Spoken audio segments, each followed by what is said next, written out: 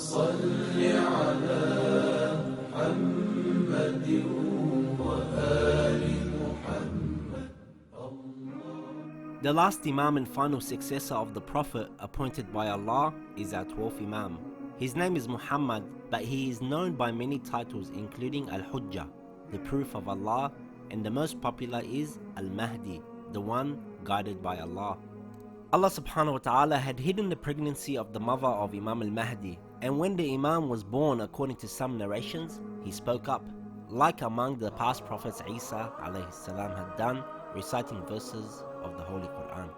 On one hand, Imam Hasan al-Askari had to hide his son because of the close watch of the ruler and his men, who were already on the lookout for any child who may succeed him. On the other hand, the Imam had to make sure that some Shia leaders meet the child and see him with their own eyes, so that there is no doubt in the existence of Imam al Mahdi even after the martyrdom of Imam al-Askari alayhi salam. Imam Hasan al-Askari initiated training so that the sincere Shias and his good friends may recognize Imam al Mahdi in such a way that none could deny or have doubts about him. At this point, some historians said Imam al-Askari sent Imam al Mahdi to Medina secretly so the spies would not notice a newborn child. After the martyrdom of Imam Hasan al-Askari alayhi salam, the minor occultation of Imam al Mahdi began. During the minor occultation, Imam al Mahdi connected with Shias by his 4 deputies. When the Muslims faced difficulty, they would write their concerns and send them to his deputy.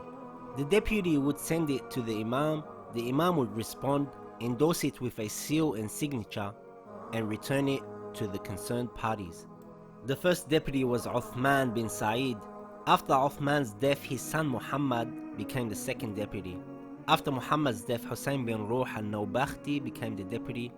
After his death came the 4th and last special deputy, Ali bin Muhammad al-Samuri. After the 4th special deputy's death, the major occultation began, where there will be no ambassador, but the general scholars would guide the people. The major occultation continues to this day. All Muslims believe that before the world ends, Allah will send Imam al Mahdi to fill the earth with peace and justice. Numerous signs foretelling the reappearance of Imam al Mahdi have been narrated in the books of Hadith.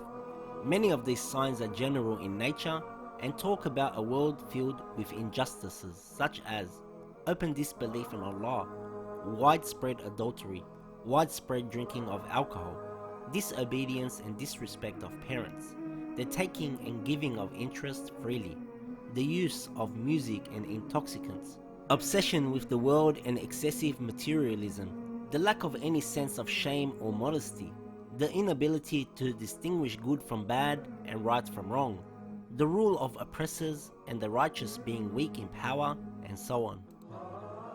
Then there are signs that are more specific and talk of increased natural disasters such as earthquakes and landslides due to the excessive sinning of people. There will also be a lot of turmoil amongst nations, with people rising against their rulers or killing them. Some nations will invade others, and each ruler will rule for only a brief period before he is replaced with another.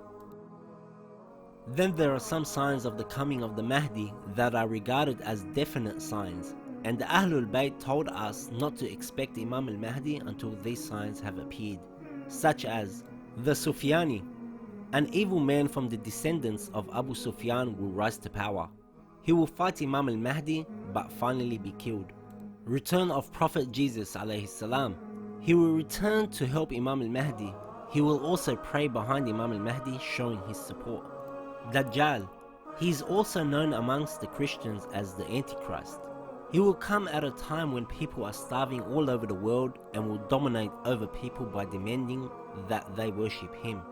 Some have said Dajjal is a system, misguiding and deceiving people, and etc. It is the duty of all the followers of Ahlul Bayt alayhim salam to work for the good of humanity and to be the role models for others on how human beings will live after the establishment of peace and justice when the Imam returns. Obeying Allah and keeping away from haram are the first duties we have towards showing our loyalty to Imam al Mahdi. We are waiting for Imam al Mahdi to return because we want to see justice and peace established on the earth and the removal of all our suffering. The Imam is waiting for us to show we are ready for his return and that we are pious and sincere and not greedy for the world. The Imam will only return when Allah wills it, And that will happen when we are ready to follow the Imam sincerely. اللهم صل على محمد